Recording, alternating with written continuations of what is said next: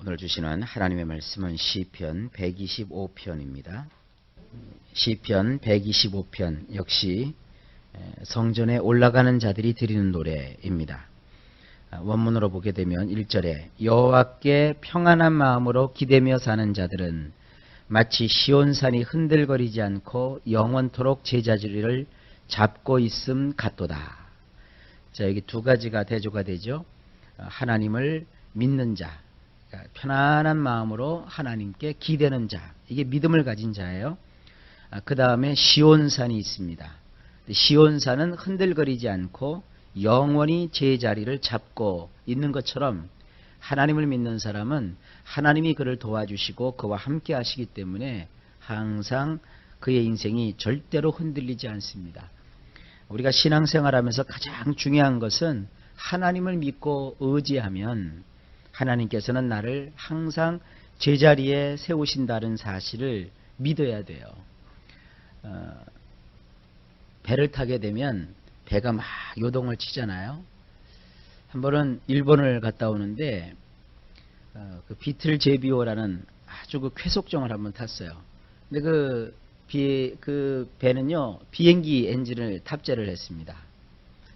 그런데 그 배를 보면 비행기를 이렇게 거꾸로 매달아 놓은 것 같은 그런 효과가 있는 그 배래요. 이렇게 보니까 배가 물 위에서 이렇게 떠서 날아가요. 그러니까 처음에는 정박해 있을 때는 모르는데 일단 출발을 하게 되면 배가 위로 붕 떠올라요. 그리고 마치 비행기 날개가 펴져 있듯이 이게 밑에 날개가 쫙 펴지게 돼요. 그래서 어지간한 파도만 쳐도 그 파도를 전혀 느끼지 못할 정도로 배가 물 위에 떠서 물 수면 위로 날개를 이렇게 스치면서 쫙 날아가듯이 가요. 시속으로 따지면 보통 그 배는 노트라고 하는데 제가 노트는 잘 모르겠고요. 한 80km 내지 85km 정도로 달려요. 굉장히 빨리 달리는 겁니다. 바다 위에서는. 근데 일본에 갔다가 오는데 그날은 얼마나 파도가 치는지요. 사실 굉장히 겁이 좀 났어요. 그런데도 배가 거의 요동치지를 않아요. 그냥 수면 위를 쫙 날아서 가는 것 같아요. 대한해협까지 왔어요. 대한해협까지 왔는데 고기잡이 배들인 것 같아요. 저 멀리서 배들이 있는데 배가 파도가 워낙 세게 치니까 위로 쫙 배가 올라가요. 그러더니 배가 밑으로 쭉 꺼지는데 저는 바닷속으로 배가 침몰하는 줄 알았어요. 여기서 보니까 바닷속으로 쑥 들어가더라고요. 그리고 좀 있다가 배가 다시 축 나와요. 옆에서 보니까 우리 배는 바닷물 위로 이렇게 떠서 쭉 날아가니까 요동치를 않는데 저쪽 상대방 배는 배가 올라갔다 내려갔다 올라갔다 내려갔다 해요. 그래서 굉장히 겁이 나더라고요. 아마 그 배에 제가 탔으면 뭐 오바이트를 하고 난리가 났었겠죠. 한쪽은 그런 특수한 장치가 되어 있지 않으니까 파도가 치니까 배가 물속으로 쏙 들어갔다가 위로 쭉 나왔다가 물속으로 푹 들어갔다가 위로 나왔다가 그러고, 한쪽은 아주 특수한 장치가 되어 있으니까 파도가 그렇게 심하게 치는데도 요동치 않고 배가 쫙 그 험난한 파도를 뚫고 80 내지 85km로 주파를 하는 거예요.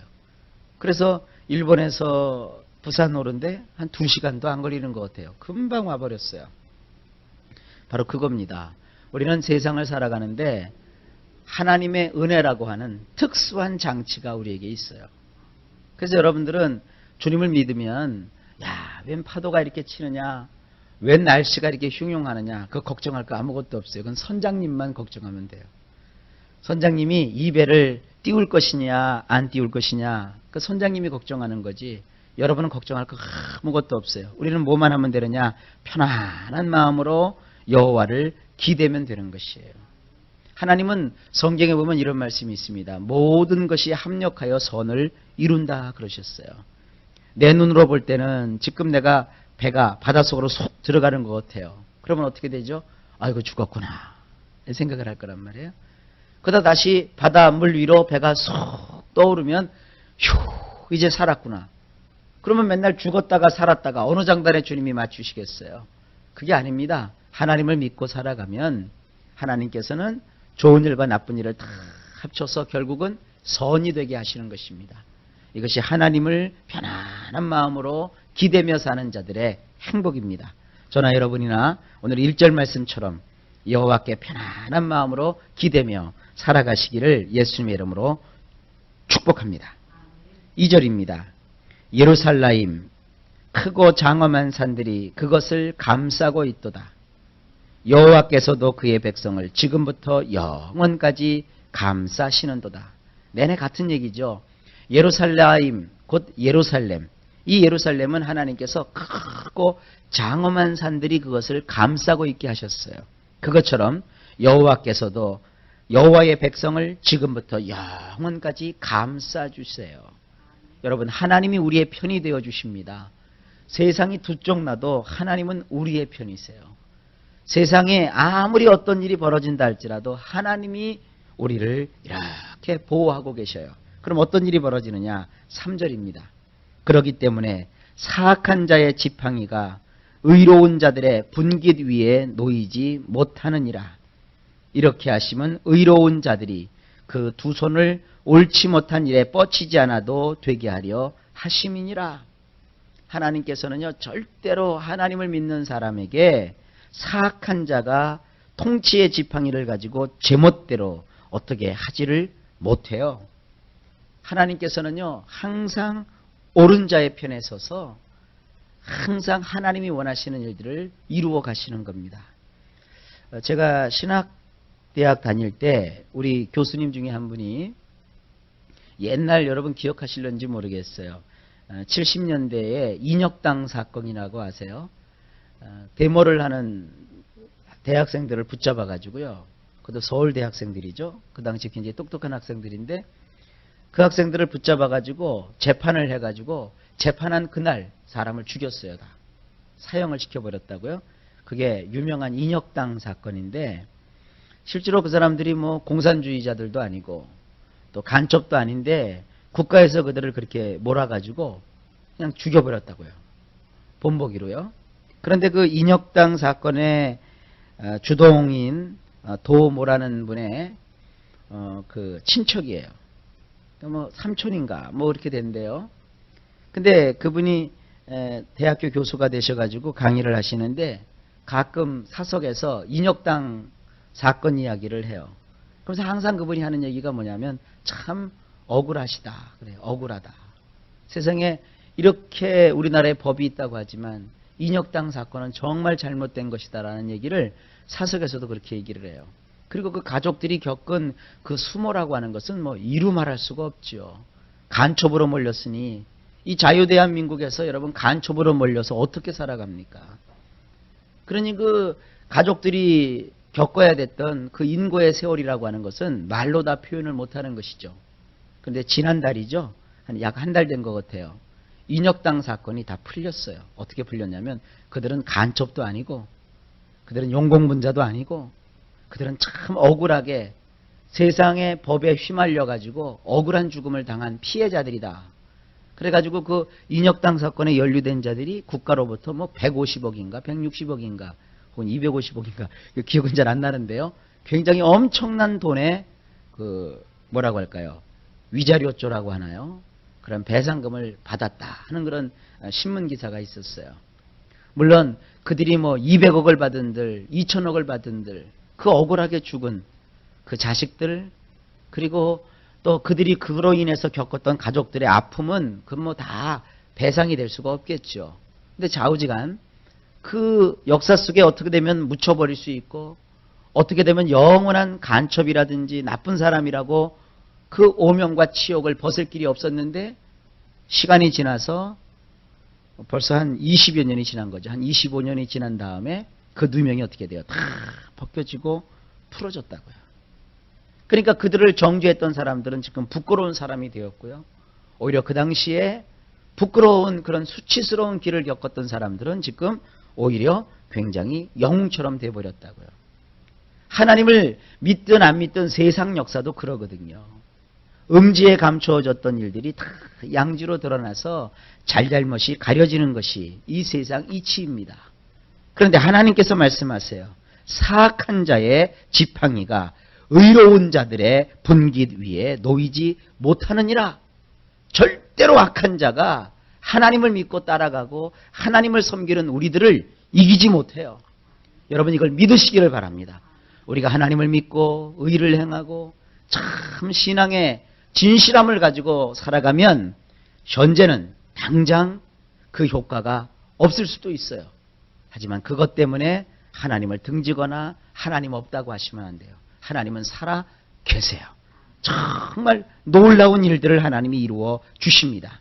그래서 의로운 자들이 그 두 손을 들어서 옳지 못한 일에 뻗치면 안 됩니다. 여러분이 지금 살고 있는 그 모든 삶은 예수 그리스도께서 십자가에서 피 흘려 죽으심으로 하나님이 우리를 의롭다고 해주신 그런 의로운 자의 삶입니다. 오늘도 마음을 하나님 앞에 의지함으로 정직하게 그리고 진실하게 한 날을 살아가시는 우리 모두가 되시기를 예수님의 이름으로 축복합니다. 왜냐하면 4절입니다. 여호와가여 착하게 사는 자들과 마음이 올곧은 사람들을 잘 대해 주소서. 여러분 신앙을 가지지 않은 사람들도 착하게 살면 언젠가는 좋은 일이 있다고 얘기하지 않습니까? 그런데 우리는 하나님을 믿잖아요. 우리에게는 하나님이 계시다고요. 그런데 하나님은 어떤 사람을 잘 대해 주시냐면 착하게 사는 사람, 마음이 올곧은 사람, 이런 사람을 하나님은 잘 대해 주십니다. 여러분 신앙생활에도요, 이 나쁜 모습 배우지 마세요. 교회 안에도 여러분 나쁜 사람들이 있을까요? 없을까요? 있어요. 어떤 데 보면은 세상 사람, 다시 말해서 신앙을 안 가진 사람보다도 더 악한 사람들도 있을 수 있어요. 특히 장사하시는 분들, 아는 교회 무슨 집사님이라고 외상 내주고, 또 알고 지내는 장로님이라고, 나중에 갚으라고 장부에도 적지 않고 그렇게 하지 마세요. 거래는 거래고, 장사는 장사예요. 그러니까 그런 거 신앙적인 이유 때문에 봐주고 그런 건 의미가 없어요. 그런데 이렇게 가만 보면 세상에 신앙을 가지고 말이죠, 오히려 사기치고 그리고 더 이상한 짓 하는 사람들이 이 세상에 얼마나 많은지 몰라요. 그리고 요즘은 또 이상한 교파에서 교회가 크든지 작든지 상관없이 말이죠, 교회에 막 파송을 해요. 그래갖고 막 교회들을 쑥대밭을 만들어요. 세상에 대전에 무슨 반석교회인가 무슨 교회가 하나 있는데 그 교회가 한 100여 명 정도 모이는 교회였어요. 근데 그 교회에 어느 날 아주 믿음 좋은 내외분이 나오신 거예요. 얼마나 신앙생활을 잘하는지 새벽 기도도 한 번도 안 빠지고 말이죠. 예배 시간 하나도 안 빠질 뿐만 아니라 예배 시간 1시간 전에 교회 와서 그냥 청소도 잘해놓고 얼마나 그렇게 열심히 하는지 몰라요. 교회 나오는 순간부터 11조도 착착 하고 특별 헌금, 감사 헌금, 무슨 별별 헌금을 다 하는 거예요. 그러니까 한 달에 교회에다가 막 헌금하는 것도 말이죠. 몇백만 원씩 이렇게 헌금을 하는 거예요. 그러니까 교회도 굉장히 좋은 거죠. 목사님 석건, 교회에 성도님 석건, 하나님께서 우리가 일꾼을 보내달라고 기도를 했는데 이렇게 하나님이 놀라운 일꾼을 보내셨다고 좋아들 한 거예요. 그렇게 한 1년 반쯤 지났어요. 근데 그 분이 무슨 일을 하시는지는 잘 알려지질 않고 있어요. 근데 어느 날 이분이 교회에 보이지 않는 거예요. 새벽 기도에도 안 나와요. 주일날도 안 나와요. 그럴 뿐이 아니거든요. 그래서 이제 성도들도 웅성웅성하기 시작하고 해가지고 목사님이 알아보니까 집이라고 해서 가보니까 텅 비어있고 말이죠. 그 사람의 연락처는 다 끊겨져 있고요. 그래서 그 다음 주에 보니까 교인들이 난리가 났어요. 세상에 교인 한 사람 그 사람한테 돈을 안 빌려준 사람이 한 사람도 없어요. 그래가지고는 내가 집사님 벌써 친해지니까 내가 돈 나올 때가 있는데 이 돈이 좀 막혔다고. 근데 여기서 300만 원, 저기서 500만 원, 저기서 1000만 원. 그래갖고 토탈 교인들을 해보니까 10몇 억인가 그냥 싹 해먹고 맨 마지막으로 목사님 것도 해먹고 그냥 날라버린 거예요. 교회 문 닫았어요, 여러분. 그러나서는 뭐 이런 경우들이 한두 건이 아니에요. 그리고 요즘은 또 뭐 이상한 교회가 있습니다. 와가지고는 교인들이 이렇게 신앙생활 하잖아요. 그러면 갑자기 와서 아이고 어두워 캄캄해. 당신 여기서 이렇게 신앙생활하면 그거 못 살아. 내가 이렇게 기도해 보니까 당신 어두워. 이렇게 얘기해버려요. 그럼 성도들은 괜히 어둡대 내가. 옛날에 전 봤던 그런 게 있어서 그렇죠. 아니, 밤이면 어둡고 낮이면 환한 거지요 뭘. 근데 어둡대요.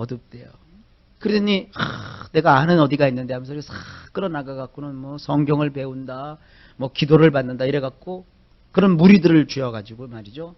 이렇게 교회를 분파시키는, 소위 말하는 요즘 신천지라는 말 들어보셨죠? 그런 거 있어요. 그러니까 참 이런 세대에 얼마나 우리가 조심스럽게 신앙생활하는지 몰라요. 그래도 우리는 참 감사해요. 우리 영분별을 하시고 예언을 해주시고 이렇게 기도를 해주시는 우리 목사님도 계시죠. 그리고 또 이렇게 하나님 말씀으로 체계적으로 계속 배울 수 있도록 해주시니 얼마나 감사한지 몰라요. 좌우지간 이 시대에 우리가 해야 될 일은 참 많습니다. 그래도 그 사이를 비집고서 악한 것들이 우리의 삶에 도전할 수가 있어요. 그러니까 여러분들 사람을 사귈 때나 신앙생활을 할 때나 그 사람이 겉으로 보이는 신앙을 보지 마세요. 무슨 말인지 아세요? 저분 신앙이 좋다. 아니요. 사람이 좋아야 돼요. 사람이 좋은지 나쁜지는요. 몇 가지를 같이 해보시면 돼요. 같이 밥을 한번 드셔보세요. 밥을 먹는데 자기 혼자만 먹는 거 챙기는 사람 그 뭔가 있어요. 그리고 그분이 어떻게 자식들을 이렇게 대하는가 보세요. 그리고 또 뭐 옛말이 그렇잖아요. 사람에게 칭찬을 해봐라. 돈을 줘봐라. 그리고 명예를 줘봐라. 그럼 그 사람이 드러난대요. 그리고 교회에서는 제일 좋은 게 같이 식사당번을 한번 해보세요. 식사당번 하면 그가 다 나와요. 설거지하는 법, 밥 먹는 법. 꼭 이렇게 같이 일을 해보면 어떤 사람이 그러죠. 제가 옛날에 경험했던 건데 교회에서 이렇게 김장을 하잖아요. 그러면 목사님들은 대개 김장할 때 처음 시작할 때 이렇게 와서 보죠. 그리고 김장 다 마무리할 때 목사님들이 신방 다니고 목회하시다가 들어와서 보시잖아요. 그러면 야가 빠진 사람은요. 목사님 계실 때 같이 와서 하는 척 하다가 목사님이 이제 밖에 나가시면 슬슬 하다가 뒤로 싹 빠져서 점심때 보면 안 보여요. 그리고 김장 다 정리할 때 그때 와서 또 고무장갑 끼고 일하는 척해요. 목사님이 볼 때는 누가 제일 많이 했어요? 그 사람이. 이런 사람들이 있다고요. 그러면 성도들은 다 알지요. 여러분, 그 사람이 목사님하고 얼마나 친하냐, 얼마나 교회 헌금을 많이 하냐, 그런 거 하나 개의치 마세요. 정말 그 사람이 사람 됨됨이가 얼마나 진실하냐, 얼마나 착하냐, 그게 신앙보다 훨씬 앞서요. 그래서 사람이 진실해야 돼요. 말로 한몫하는 사람도 많습니다. 말 잘하는 사람 중에 대부분은 사기꾼이고요. 또 신앙적인 어떤 열심을 가지고 이렇게 자꾸 사람들한테 이렇게 보이길 좋아하는 사람들은 위선자고요. 그렇습니다. 이 성경대로 믿으세요. 착하게 사는 사람, 그리고 마음이 올곧은 사람, 이런 사람들을 하나님은 잘 대해 주십니다. 우리도 이런 사람들을 여러분 교회에서 아름답게 가깝게 교제하실 수 있기를 바랍니다. 5절입니다. 삐딱하게 기울여 사는 자들을 여호와께서는 그들이 가는 곳마다 성가신 일들이 벌어지게 하시는도다. 이스라엘에게 샬롬이 있을지어다. 아멘. 여러분, 삐딱하게 기울여 사는 사람이 있어요. 여기도 역시 사람 됨됨이죠. 가끔 이 목회를 많이 하지 않은 목사님들은 그런 얘기를 해요. 하나님 말씀만 잘 들으면 사람이 변한대요. 근데 목회를 많이 하신 목사님들은 그래요. 말씀을 아무리 많이 배우고 들어도 사람 됨됨이가 똑바르지 않으면 그 사람은 언제나 사고를 쳐. 그런 얘기를 많이 하세요. 그래서 이 경험이 많고 목회를 많이 하신 목사님들은 그 사람의 사람 됨됨이부터 이렇게 살피는 눈을 가져요. 그래서 그가 얼마나 신실하게 성실하게 삶을 사는가, 얼마나 그가 진실하게 자기 자신을 정말 귀하게 여기는가, 이런 걸 이제 목사님들이 본다고요. 그리고 나서 그 사람을 이렇게 하나님 앞에서 기도해 주는 거예요. 그러니까 여러분도 이런 관점을 꼭 가지실 수 있기를 바랍니다. 참 이런 얘기하는 게 현대를 사는 사람들에게 꼭 필요한 지혜예요. 그러니까 이 제 말을 잊지 마시고, 그분이 교회 장로님이래, 그분이 교회 권사님이래, 그분이 교회 안수집사님이래, 그분이 그 교회에 충성하는 분이래. 그 절대 여러분, 그거는 여러분들 어떤 그 사람을 평가하는 데는 조금 더 참조하지 마세요. 그 사람이 얼마나 사람됨이 진실한지, 그리고 얼마나 사람이 성실한지, 그것을 신앙생활하면서도 늘 살피실 수 있기를 바라요. 이것이 오늘 이 시편 125편에서 하나님의 성전을 향하여서 나아가는 자들의 또 하나의 노래입니다. 그러니까 이 세상 살다가 하나님께로 올라가는데 깨닫는 거예요. 이 세상에서는 이렇게 착하게 사는 사람, 그리고 올곧게 사는 사람을 하나님이 잘 대해 주시는 거다. 하나님, 내가 세상에서 사는 동안에 악한 자들의 그 악행을 따르지 아니하였나이다. 나도 역시 선하고 착하게 올곧게 살다가 하나님께로 지금 올라옵니다. 지금 이런 노래예요. 저나 여러분도 이 노래의 주인공들이 되실 수 있기를 예수님의 이름으로 축복합니다. 오늘도 하나님이 도와주십니다. 우리는 부족하고 연약하지만 하나님이 우리와 함께 해주십니다. 그래서 오늘도 여러분 착하게 사세요. 그리고 오늘도 올바른 길로 행하시기를 예수님의 이름으로 간절히 축복합니다.